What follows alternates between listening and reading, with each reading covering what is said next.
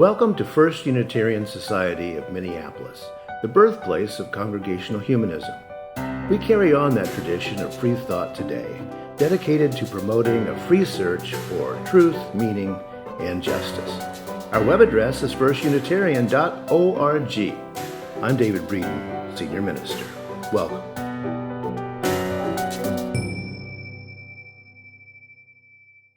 In that reading, the contemporary American poet Rosemary Watola Tromer says, "And if it's true we are alone together, the way blades of grass are alone, but exist as a field." As poetry will, these lines hold deep truth. Yes, we are alone, and no, we're not alone. We are alone together. It's a paradox. Well, like most of human life in that way, isn't it? The very concept of liberalism is bound up in claims of individual worth and dignity. We say that in one of our principles. It's the first UU principle, individualism.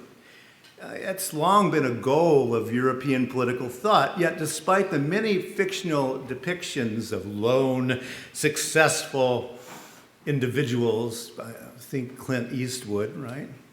Actually, relational being is our lived experience. Relational being. We know we are connected, but then what does that mean to be connected? This question sets up an anxious tension that permeates Western societies. If it's true we are alone together. Push and pull. The disjunction between our mythology of individualism and our actual location in community can be wrenching, as many in our society live in the anxiety of personal accusations of failure, which often leads to dropping out of the very groups that could make us happy. Back in 2001, the American political scientist Robert D. Putnam published a book called Bowling Alone. It's become a classic. And in that book, Putnam traces an alarming trend in the United States, a trend of disengagement from traditional social anchors such as bowling leagues and service clubs and social organizations and organized religion. What was being lost, according to Robert Putnam's research, was an intangible but very real asset that he calls social capital, which he defines as ways in which our lives are made more productive by social ties.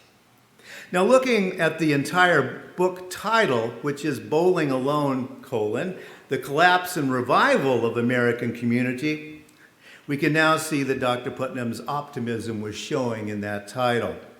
The sad fact is that the decline in social cohesion that Putnam was tracing back in 2001 has accelerated with the advent of social media.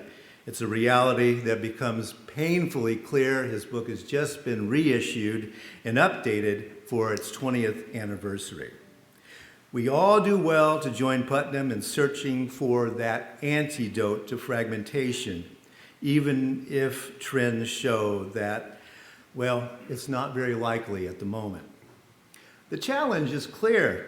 Americans are losing connection with each other, and therefore our larger society is fragmenting in ever wider circles.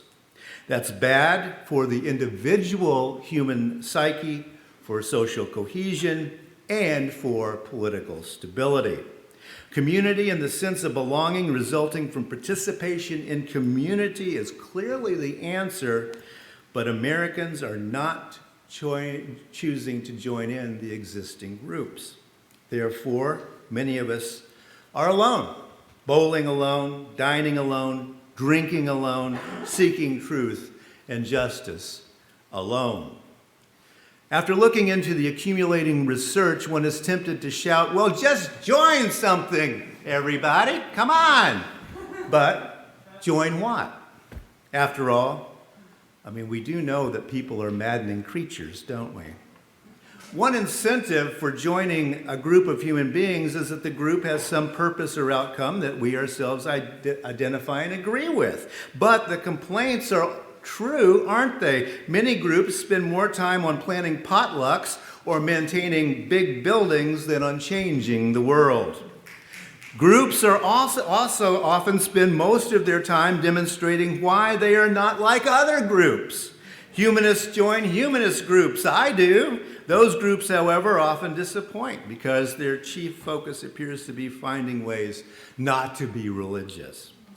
Negative definition makes sense, but negative definition doesn't make for a long-term satisfying communal group to be a part of. For many of us, the question is, what are we going to hate this week? Well, that just doesn't make a whole lot of sense to a lot of us as a way to glue things together.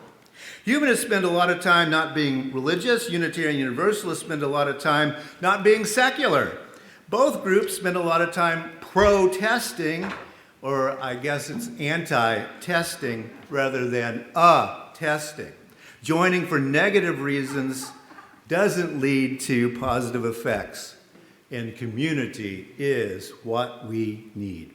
I'm reminded of the old labor rights song from the Little Red Songbook. Remember that? From your college days, perhaps? The good old IWW songbook. A tune sung to the Battle Hymn of the Republic. They divide us by color. They divide us by tongue. They divide us men and women. They divide us old and young. But they'll tremble at our voices when they hear these verses sung, for the union makes us strong.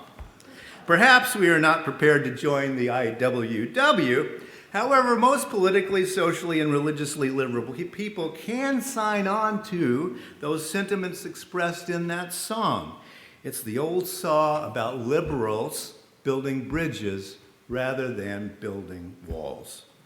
Bridge building is what liberals do. It's what makes us liberal. For liberals, dividing people based on old prejudices just is not acceptable. In Bowling Alone, Putnam talks a lot about two functions of community, bonding and bridging. Some groups bond over similarities, closing out differences. Humanists or Unitarian Universalists, well, we're not Christians anyway.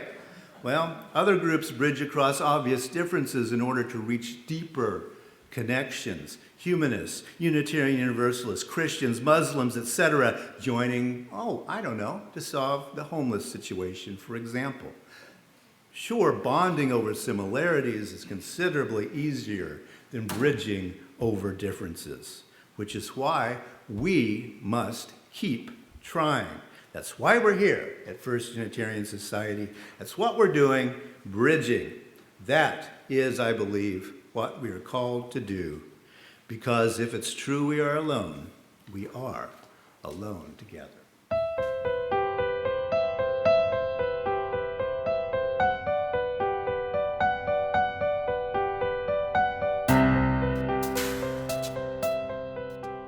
If you ever took an introductory philosophy course, you know that Western thinkers have long searched for an unmoved mover, meaning some sort of God or at least something solid and changeless, unlike the reality we observe all around us. The concept was that, given all the movement in our cosmos, surely there's something outside and beyond it that set it all into motion, something unmoved and unmoving, something solid to hold on to. The search has been for a still point in the turning world, as the poet T.S. Eliot phrased it. That point would be the holy place, the sacred place, the omphalos, the navel or belly button of the world in ancient views.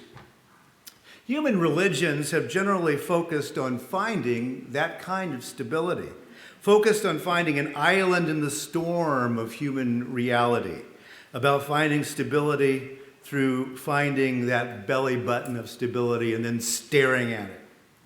But scientific inquiry teaches us there is another way, the way that our cosmos actually is. There is no up, no down, no over, no under, no center, no edge. There is no unmoved mover. and there is no still point for our turning world.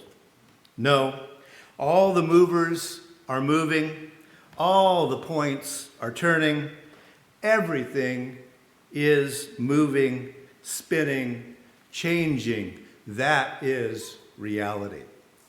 The monotheistic religions attempted to destroy the older human understanding that everything is a cycle, a circle. The monotheisms attempted to establish a static creator above and outside the moving world that we experience every day. But all that is imagination, and I would even say misplaced imagination. The philosopher Heraclitus of Ephesus, somewhere in the 500s BCE, stood apart, saying that the creative element among those four elements, earth, air, fire, and water, is fire. Fire, the ever-changing, ever-creating, and ever-destroying element. No, we can never step in the same river twice. The water is different. We ourselves are different every time. The only constant is change. Why imagine a counterfactual, static cosmos when the moiling, roiling, churning one we see is so beautiful and full of potential? Many have asked in desperation, where is the foundation of truth and knowledge? Like the belief that the earth has four corners or that four pillars hold it up, the foundations of human truth and knowledge, too, float in space. Foundations, anchors, ways to nail things down, ways to be sure of this or that, they don't exist. And that's fine with many of us as we enjoy being along for this marvelous ride. Fixity, surety, firm foundations, those are the stuff of right-wing religion, of fascism, both religious and political, pre-packaged, pre-wrapped, and stultifying. The search for an unmoved mover is the search for sameness, uniformity, conformity. In our time, the danger of falling into metaphysical confusion and illusion is just too great. This is no longer a parlor game we are engaged in. We must not make the mistakes so many of our ancestors did. The earth is not static. The cosmos is not static. Nothing is unmoved. Nothing does not turn. And that is okay.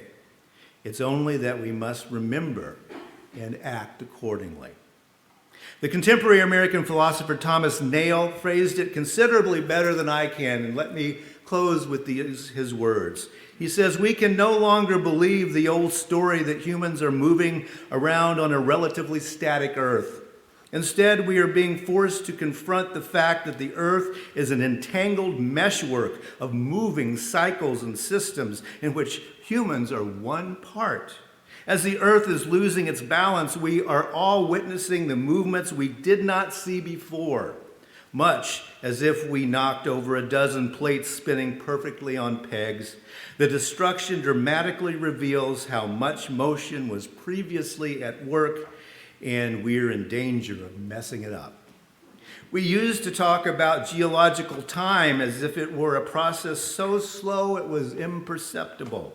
Today, we are witnessing before our eyes the earth sinking into the sea and forests transforming into deserts. In addition, we are seeing the creation of entirely new geological strata made of plastic, chicken bones, and other garbage that will remain in the fossil record and affect geological formations for thousands of years. The Anthropocene, more than any other transformation, is awakening large portions of humanity to the realization that we have never lived in a static or intrinsically stable world. Holocene stability has been a product of exquisitely balanced, moving systems. That is the call of our changing season to remember.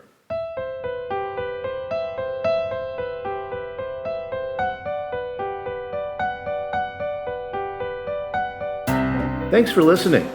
You can find much more about humanism and what's happening at First Unitarian Society in Minneapolis by visiting our website at firstunitarian.org.